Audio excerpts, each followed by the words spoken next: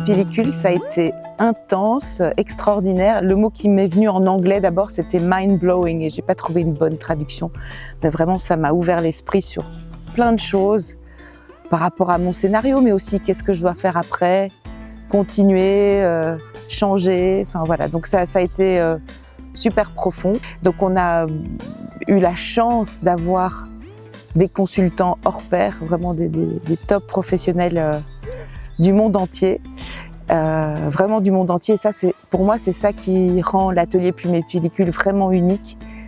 C'est qu'on a l'occasion de partager son travail avec des gens du monde anglophone, hispanophone et francophone. Et ça, pour moi particulièrement, ça a été éclairant parce que j'ai un projet dont je me suis rendu compte qu'il plaisait peut-être plus aux anglophones dans la manière dont je voulais le traiter. Les consultants que j'ai rencontrés ici, ils ont vraiment chacun eu une perspective différente. Alors il y en a qui se centraient plus sur la structure, d'autres sur les personnages, d'autres sur la thématique et la profondeur. Mais surtout, il y a des approches différentes de l'écriture du scénario. Ça, c'était très intéressant. Je dirais qu'avec Peter Strauran, on a été vraiment dans le fond de ce que j'avais envie de faire comme film, dans la profondeur. Avec Julie Ponsonnet, peut-être plus dans la mécanique narrative. Et finalement, et l'ordre dans lequel j'ai eu était vraiment très intéressant aussi.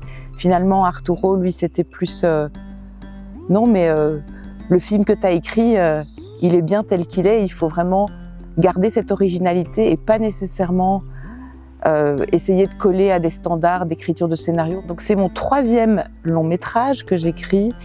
Donc j'en ai fait 2 que j'ai écrit et réalisé. Et le premier, ça a été très rapide. C'était un concours de film à micro-budget. Donc là, j'avais eu la chance de pouvoir faire un film dans l'urgence. Le suivant, c'était 10 ans plus tard. Et celui-là, il m'avait mis 7 ans à développer. Et je dois te dire que c'est surtout le choix du projet qui importe. Il faut que ce soit un projet qu'on veut faire voilà, envers et contre tout.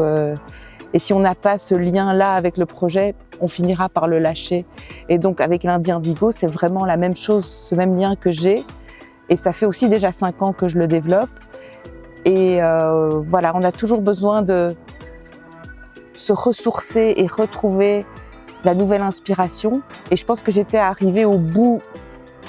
Voilà, donc j'avais l'impression que je regardais la peinture que j'avais faite et qu'elle était finie, quoi. Et puis je me suis dit, là, toute seule, j'arriverai pas à aller plus loin. Il faut que j'ai des regards extérieurs et pas n'importe quel regard. Ici, on a des regards à Plume et Pellicule de gens qui sont hyper compétents. Enfin, c'est même pas assez le mot compétent. Et du coup, ça nous amène vraiment ailleurs, plus haut. Et puis je me disais, comme métaphore, on est à la montagne et ça nous élève vraiment.